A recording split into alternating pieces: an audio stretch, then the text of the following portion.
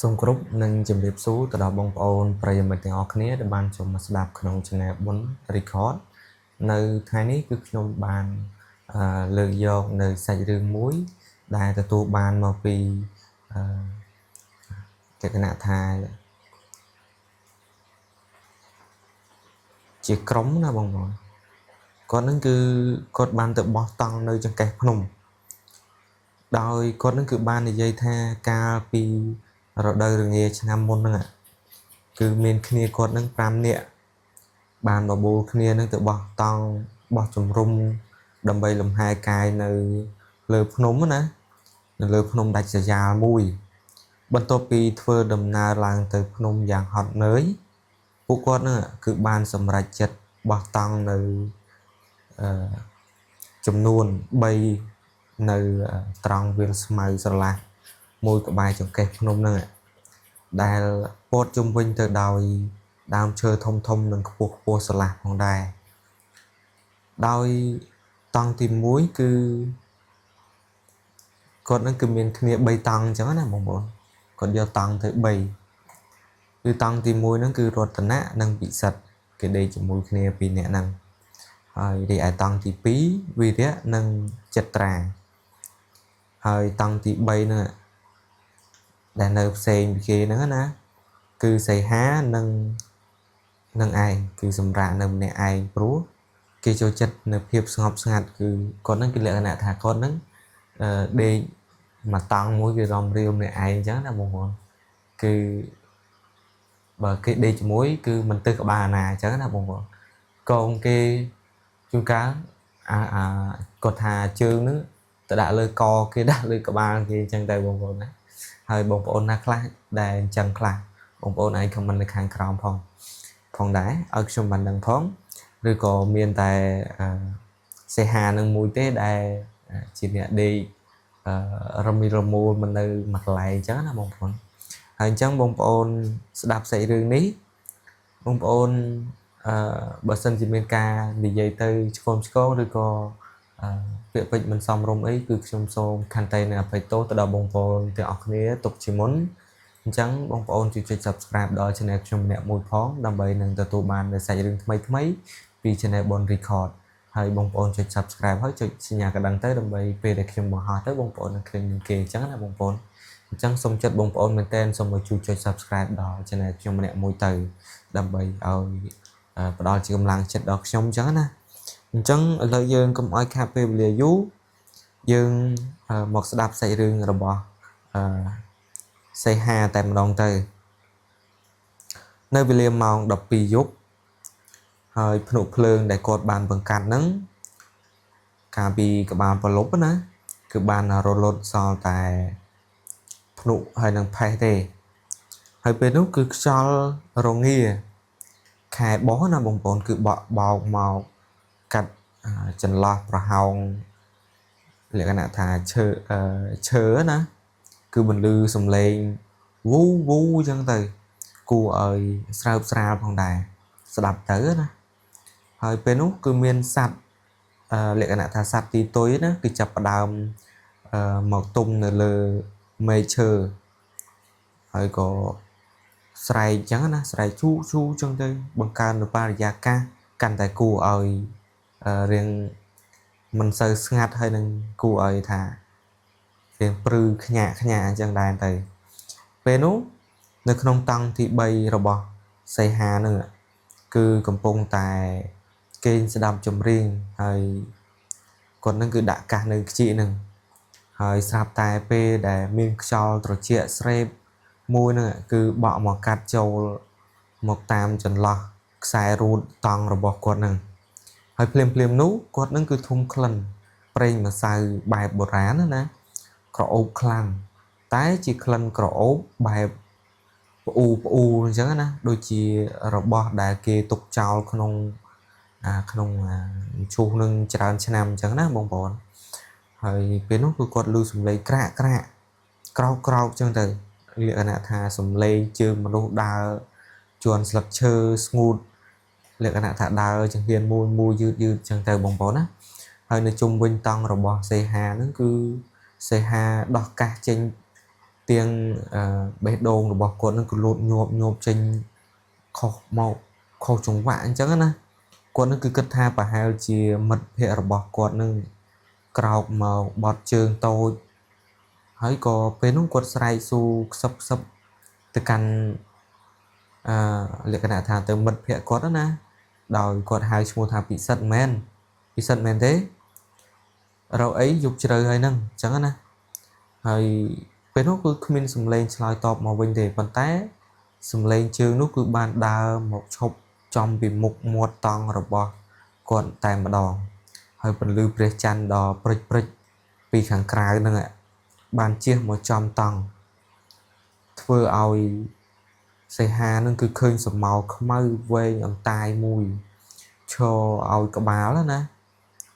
ឈរអោនក្បាលនៅពីមុខតង់របស់គាត់ហ្នឹងអ្វីដែលធ្វើឲ្យសីហានឹងគឺព្រឺរោមខ្ញាក់នោះគឺស្រមោលនោះមានកម្ពស់ខ្ពស់ខុសពីមនុស្សធម្មតាផងដែរហើយក្បាលរបស់វានឹងគឺស្ទើរតែស្មើនឹងចុងឈើទៅហើយណា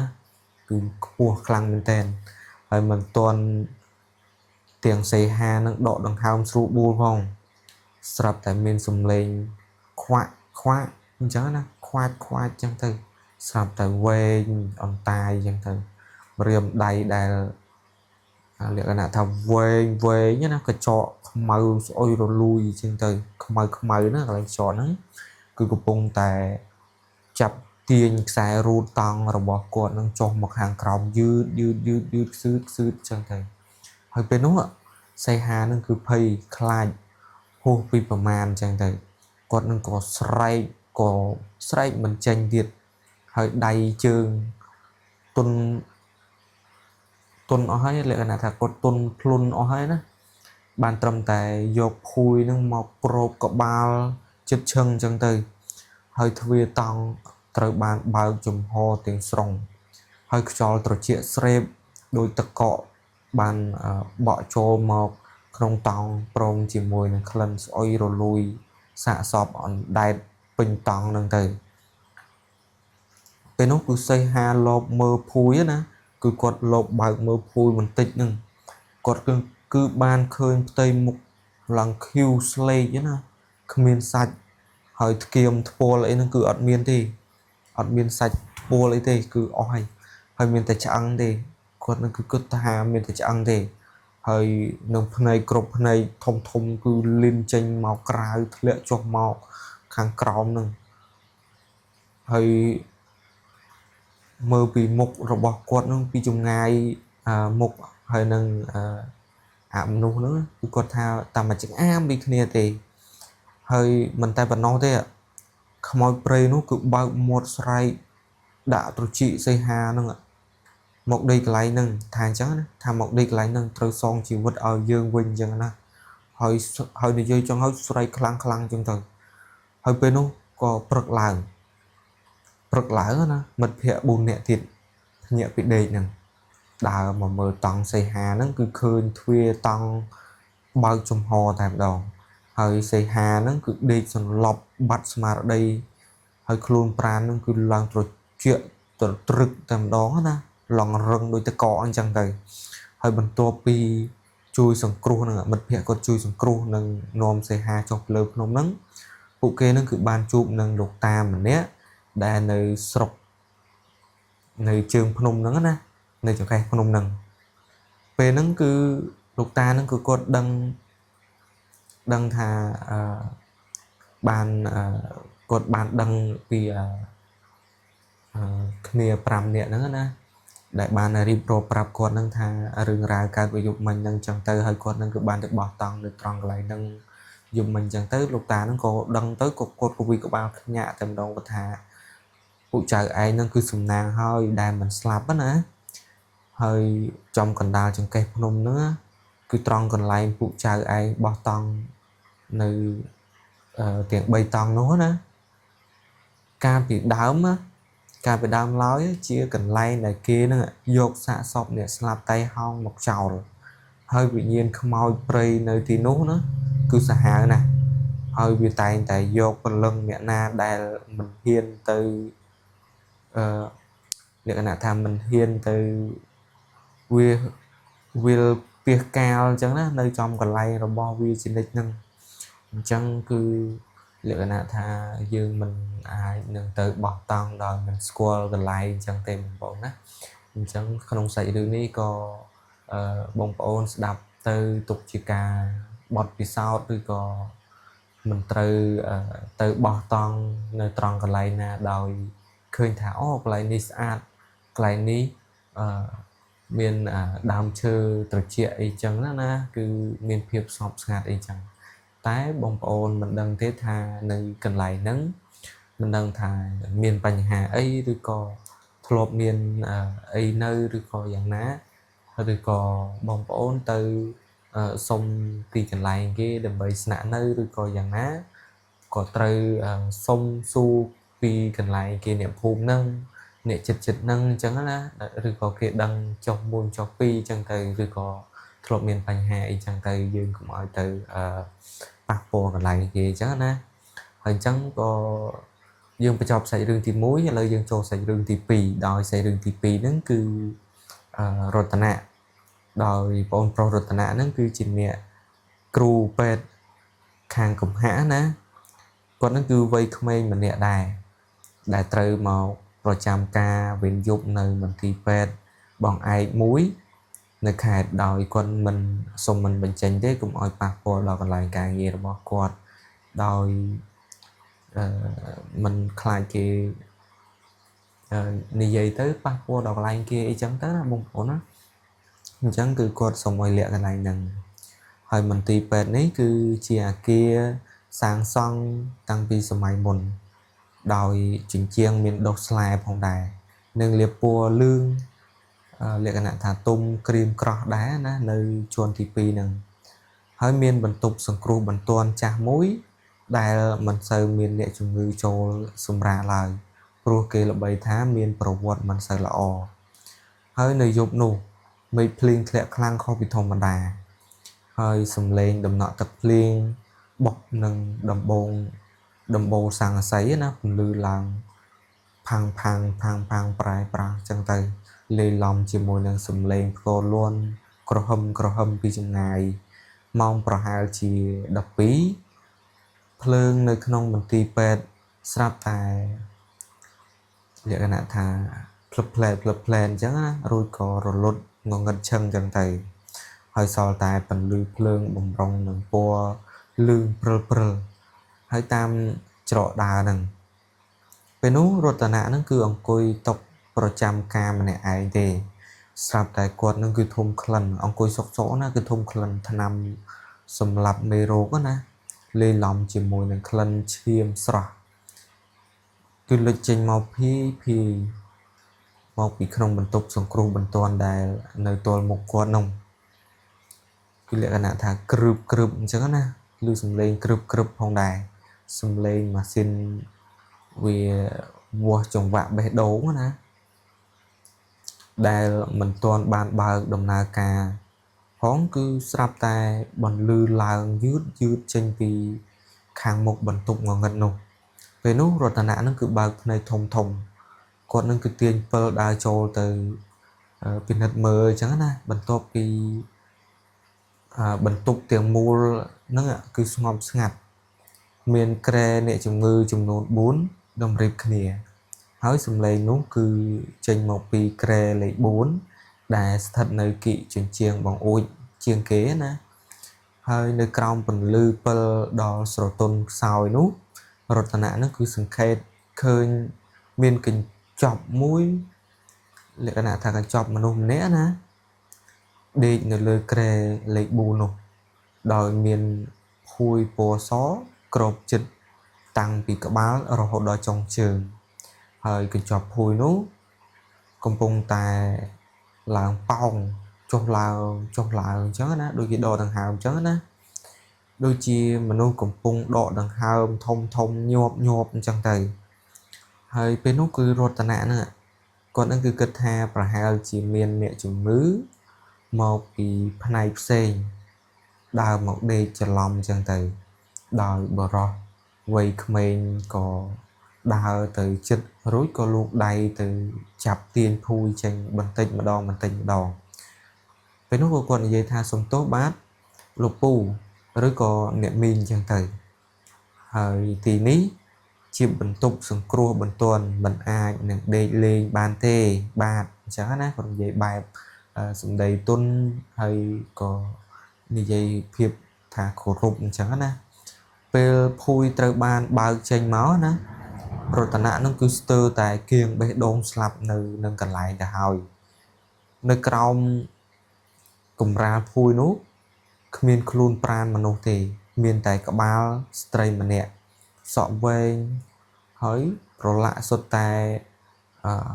ឈាមនិងជួរទឹកលឿងត្រចៀកទាំងសងខាងដាច់រហែកទាំងអស់ចំណែកឯផ្នែកខាងក្រោយណាដាច់ត្រឹមកតែម្ដងហើយដុំសាច់និងសរសៃឈាមនៅរវើកបេះដូងក្រហមឆ្អៅកំពុងតែលោតដុកនៅលើខ្នើយណាហើយពេលនោះក្បាលខ្មោចស្ត្រីនោះបានបើកភ្នែកឡើងភ្លាមភ្នែករបស់នាងនោះគឺក្រហមងៀងដូចឈាមអញ្ចឹងណានាងនោះគឺសម្លឹងមករករតនៈនឹងរួចស្រែកយំអណ្ដើតអណ្ដក់សំឡេងស្អកចេញពីបំពង់កដែលដាច់ហ្នឹងពេលនោះក៏គាត់នឹងនិយាយថាគ្រូពេទ្យជួយភ្ជាប់ក្បាលនឹងខ្លួនខ្ញុំវិញផងអញ្ចឹងណាខ្ញុំរកខ្លួនខ្ញុំនឹងមិនឃើញទេហើយវានោះក៏ស្រែកថាហើយអញ្ចឹងទៅហើយភ្លាមនោះក្បាលខ្មោចនោះបានហោះស្ទុះចេញពីខ្នើយនឹងសំដៅមកហាំករបស់រតនៈទាំងបើកមាត់ធំណាហើយបង្ហាញថ្មិញស្រួចប្រឡាក់ឈាមខ្មៅហ្នឹងហើយពេលនោះរតនៈនឹងគឺភ័យខ្លាចហួសពីការពរនីទៀតគាត់នឹងគឺស្រែកអស់សំឡេងដែលគាត់មានប្រមាណហ្នឹងគឺស្រែកហើយក៏ដួលផ្ងាក្រោយបោកក្បាលនឹងការ៉ូរួចក៏សន្លប់បាត់ស្មារតីហ្នឹងទៅហើយពេលនោះក៏ព្រឹកឡើងគ្រូពេទ្យចាស់ហ្នឹងគឺមកដូរវិញហើយពេលនោះក៏ឃើញរតនៈនឹងពិនិត្យសន្លប់នៅក្បែរក្រែលេខ4ហ្នឹងក៏ជួយដាស់ឲ្យដឹងខ្លួនឡើងពេលនោះក៏រតនៈនឹងគឺរៀបរាប់ប្រាប់រឿងរ៉ាវទាំងអស់ទាំងទឹកភ្នែកលោកគ្រូពេទ្យលោកគ្រូប្រធានដែលផ្នែកបានដកដង្ហើមធំហ្នឹងរួចក៏រៀបរាប់ប្រាប់ថាកាលពី5ឆ្នាំមុនហ្នឹងមានករណីគ្រោះថ្នាក់ចរាចរណ៍ដ៏រន្ធត់មួយក្មេងស្រីម្នាក់ត្រូវបានឡានកិនដាច់ក្បាលអញ្ចឹងទៅការដាច់ក្បាលចេញពីខ្លួនហ្នឹងណាហើយគេនឹងគឺបានដឹកសាកសពរបស់នាងនឹងមកប្រមូលសង្គ្រោះនៅលើក្រែលេខ4នេះលេខ4នឹងឯងក្រែលេខ4ដែលគាត់បានស្លាប់ហ្នឹងណាស្លាប់នៅចិត្តហ្នឹងប៉ុន្តែដោយសារតែរោគដុំសាច់ខ្លួនប្រាណរបស់នាងហ្នឹងគឺមិនអស់ទេទើបប្រលឹងរបស់វិញ្ញាណរបស់នាងហ្នឹងមិនព្រមទៅណាហើយតែងតែមកលងបន្លាចគ្រូពេទ្យវេនយប់ដើម្បីឲ្យជួយរកខ្លួនប្រាណរបស់នាងជានិច្ចហើយអញ្ចឹងក្នុងសាច់រឿងរបស់រតនៈនេះគឺគាត់បានចែករំលែកមកតែប៉ុណ្ណឹងទេដែលគាត់នឹងគឺបានទៅយាមនៅវេនយប់នៅកន្លែងពេទ្យមួយកន្លែងហ្នឹងដោយនៅបន្ទប់កអញ្ចឹងទៅបងប្អូនណាយើងកុំ